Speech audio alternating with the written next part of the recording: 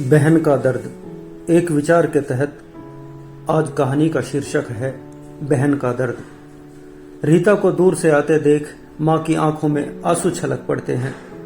माँ के अंदर की ममता हिलोरे लेने लगती है। कुछ पल के लिए तो ऐसा लगता है कि जैसे माँ का कलेजा फट ही जाएगा। उधर रीता का भी तो यही हाल था। रीता और माँ दोनों खुद को थाम न सकी। करीब आते ही दोनों एक दूसरे से गले लिपटकर रोने लगती हैं। माँ, क्या तुझे मेरी याद नहीं आती? बस फोन पर बात कर लेती हो। क्या तेरा मन कभी नहीं करता अपनी बेटी को देखने का? तू बदल गई है माँ। कभी यह भी नहीं कहती कि तू आजा बेटी, तुझे देखने का मन कर रहा है। आजा, 10 दिन 15 दिन के लिए घर रहकर चली जा। आज पूरा 1.5 साल हो चुका है माँ। न तू बुलाती है, न कभी भैया बुलाता है, कभी भाभी भी नहीं कहती। कम से कम स्कूल की छुट्टियों में तो बच्चों को लेकर आ जाया करो। ससुराल वाले ताने मारते हैं, बोलते हैं तुझ में ही कोई कमी होगी जो तेरे मायके वाले तुझे बुलाने नहीं आते। सच सच बताना, मैंने ऐसी क्या गलती कर दी जो तुम मुझे नहीं बुलाती हो माँ? माँ किसी बात का जवाब नहीं दे रही थी। वह तो बस अपनी प्यारी बेटी को गले से लगाकर रोती जा रही थी। पूरा 1.5 साल हो चुका है, मेरे सीने से लग जा मेरी बेटी, मेरा कलेजा ठंडा हो जाने दे मेरी बच्ची। बड़ी देर तक दोनों एक दूसरे से लिपट कर रोती रही।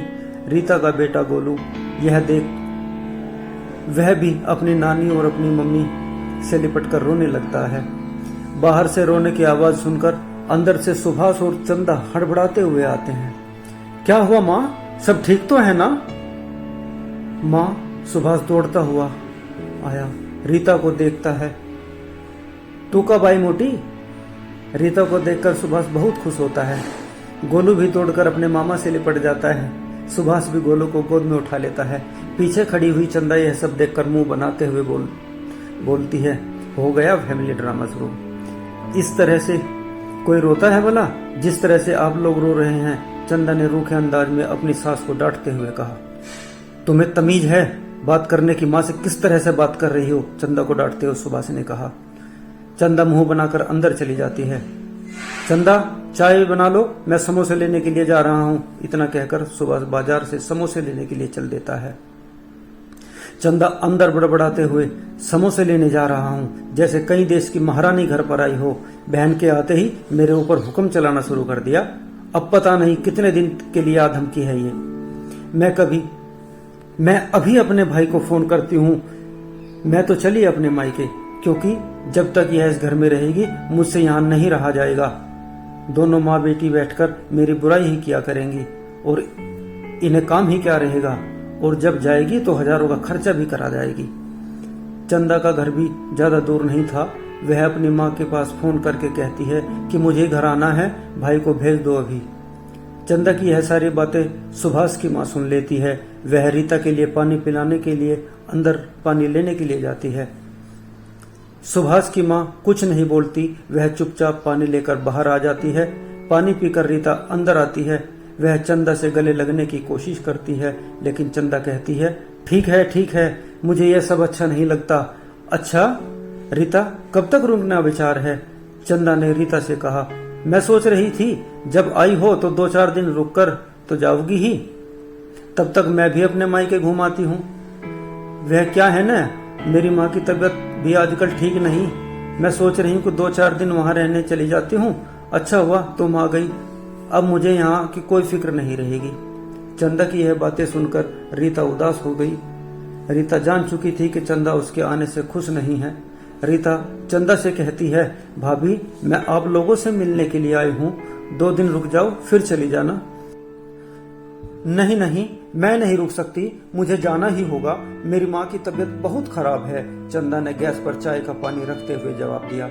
मन में उदासी लेकर रीता अंदर कमरे से निकल वापस माँ के पास आ बैठती है। जा गोलू, अपनी मामी के पास उनको नमस्ते करने नहीं जाएगा क्या?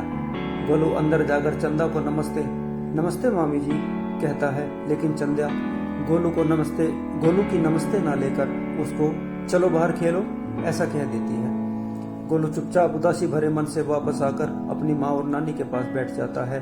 कुछ ही देर बाद सुभाष भी समोसे लेकर आता है। यह देखो, मैं गर्मा गर्म समोसे लेकर आया हूँ। सुभाष ने समोसे अंदर घर में न ले जाकर अपनी माँ और बहन के पास ही रख दिए। ले गोलू, मैं तेरे लिए आइसक्रीम लाया हूँ। सुभाष ने गोलू को आइसक्रीम देते हुए कहा। आइसक्रीम पाकर गोलू बहुत खुश हुआ और उसने सुभाष के गालों पर किस करते हुए थैंक यू मामा जी कहकर आइसक्रीम खाने लगता है। इतने में चंदा चाय बनाकर ले आती है। सभी पास बैठकर चाय समोसे का लुत्फ उठा रहे थे कि चंदा बीच में ही उठकर अपनी चाय और समोसे लेकर अंदर अपने कमरे में बैठ जाती है, जो सभी को बुरा लगता है लेकिन कहता कोई कुछ नहीं। चाय पीते हुए रीता सुभाष से कहती है, भैया कभी तुम मेरे बिना एक पल भी नहीं रहा करते थे, लेकिन जब से तुम्हारी शादी हुई तुमने मेरे यहाँ आना जाना भी कम कर दिया और कभी मुझे अपने घर बुलाते भी नहीं हो। तुम्हारी शादी को 5 साल हो चुके हैं। इन 5 सालों में मैं केवल 3 बार आई हूँ और वह भी मैं खुद ही बेशर्म होकर आ जाती हूँ। तुम भाभी या माँ मुझे एक बार भी नहीं कहते तुझे देखने का मन कर रहा है, घर चल कुछ दिन के लिए। न कभी स्कूल की छुट्टियों में के समय बच्चों से कहते हो कि वे अपने नानी के घर आ जाए। तुमसे यह उम्मीद न थी भैया, रीता ने आंखों में आंसू भरते हुए कहा। क्या करूं रीता, मेरा टाइम ही नहीं लगता, काम में उलझा रहता हूँ। मेरी बहन, तू यह मत समझ कि मैं तुझसे प्यार नहीं करता। मैं आज भी तुझसे उतना ही प्यार करता हूँ जितना पहले करता था। बस घर परिवार और नौकरी के चक्कर में उलझा रहता हूँ। सच कहता हूँ, तुमसे मिलने का बड़ा मन करता है, लेकिन बस मिलने का टाइम नहीं मिलता। माँ तो अक्सर कहती रहती है कि रीता को और उसके बच्चों को बुला ले, कुछ दिन रह जाएंगे, लेकिन मेरा ही यह टाइम नहीं लगता कि तुझे लेने चला जाऊं। सुभाष बहाने पर बहाने बनाता जा रहा था। तुम बहाने बना रहे हो ना भैया, मुझे लगता है कि भाभी को मेरा यहाँ आना पसंद नहीं, इसीलिए तो वह मेरे आते ही अपने घर जाने की बात कर रही है। कोई बात नहीं भैया, मैं आप लोगों को परेशान करने नहीं आई हूँ। मेरा तो माँ से, तुमसे और अपनी भाभी से मिलने का मन कर रहा था, सो चली आई। और हाँ, आज के बाद आऊंगी भी नहीं। तुम्हें कभी बहन की याद आए तो आ जाया करना। दुखी मन से रीता ने सुभाष से कहा। कैसी बात कर रही हो पगली, भला तेरे आने से मुझे और तेरी भाभी को क्या परेशानी होगी। माँ कुछ बोल रही थी, माँ कुछ न बोल रही थी, वह चुपचाप बैठी बेटे के बहानेबाजी और बेटी के दुख को देख रही थी कि इतने में बाहर से कोई डोरबेल बजाता है। इससे पहले कि सुभाष दरवाजा खोला, चंदा दौड़कर दरवाजा खोलती है। ललित, तुम आ गए। ललित चंदा का भाई है। वह बाहर खड़ा हुआ रीता और सुभाष की सारी बातें सुन रहा था। अंदर आओ। अपने भाई ललित को अंदर ले जाने की कोशिश करती है, लेकिन ललित अंदर न जाकर बाहर कमरे में ही बैठ जाता है और चंदा की सास के पैर छूता है। रीता और सुभाष को नमस्ते करता है और उन्हीं के पास बैठ जाता है। लो समोसे खाओ, ललित गर्म हैं। इतने में ही अंदर से चंदा भी चाय ले आती है। चाय और समोसा खत्म करने के बाद ललित अंदर चंदा के पास जाकर बैठ जाता है और चंदा से कहता है, मेरी बहन, मेरी बात का बुरा मत मानना। वैसे तो माँ ने तुझे घर लाने के लिए भेजा है, लेकिन तेरे घर आने से तेरी भाभी खुश नहीं है। वह चाहती है तू अभी कुछ दिन घर ना आए। पता नहीं उसको क्या हो गया है। वह हर वक्त तुम्हारे बारे में उल्टी सीधी बातें करती रहती है। कई बार माँ से भी झगड़ चुकी है।